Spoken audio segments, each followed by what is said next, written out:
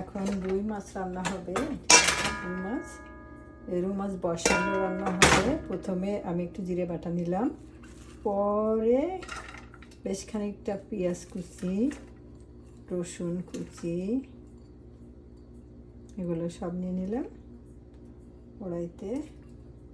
এটা ভাজা হবে না, ভাজা ছাড়া। তারপর এটা দিয়ে দেবো হলুদ গুঁড়ো, তারপরে দিয়ে দেবো মরিচের গুঁড়ো, অল্প করে দেবো, খুব বেশি আমরা ঝাল খাই না, অল্প একটু এই মরিচের গুঁড়ো, আবার একটু কাশ্মীরি মরিচের গুঁড়ো হয়ে গেল। তারপরে হচ্ছে স্বাদ মতো লবণ, দেখি কতটুকু লবণ আমি দিই, আমি যা দেবো তা হয়ে যাবে। সুন্দর। ওকে, এখন দিয়ে দেবো olive oil. This is our olive oil. Okay, মাছটা শুধু বসানে রান্না হবে, শুধু টমেটো দেবো, মাখাই দিলাম। ওটা জিরে বাটাও আছে, মাখানোর পরে মাছগুলো মাখাই নিলাম।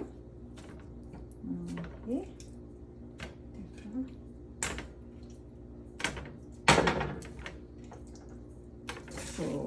ভালো করে মাছগুলো মাখালাম।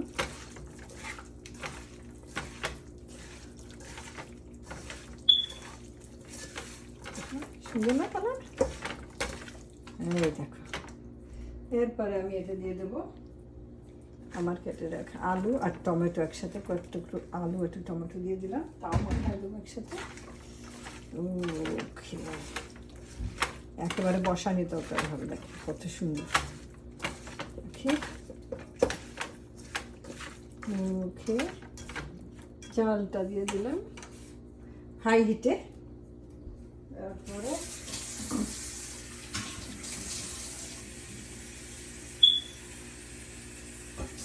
অল্প একটু পানি দেবো, অল্প, বেশি না, অল্প একটু পানি, ঠিক আছে? করে ঢেকে দেবো। আমি মরিচ কই, আর হয়ে আসলে আমি এই মরিচ কয় টুকরো দিয়ে দেবো, কাঁচা মরিচ, জাস্ট ফ্লেভারের জন্য। ওকে, এবার আমি ঢাকনা দিই, না আগে ঢাকনা দেবো না, একটু সময় জাল উঠুক তারপরে ঢাকনাটা দেবো। ওকে, এই দেখো আমার মাছের তরকারি রেডি। তোমরা এরকম বড় কড়াইতে রান্না করবে, একটা মাছও ভাঙেনি, একটা মাছ। আমি একটু ধনেপাতা দিচ্ছি ছিটে, একেবারে তেলের ঝোলটুকু আছে, আর কিছু নাই। সমস্ত মাছগুলো দেখো সব সুন্দর সুন্দর আছে। রুই মাছ আলু বেগুনের মাখা তরকারি, একেবারে কত সুন্দর কালার, বুঝছেন? আর ঘ্রাণ, অদ্ভুত ঘ্রাণ। অনেকক্ষণ বসে রান্না করতে হবে একটু। এই দেখো, এই সব শেষ।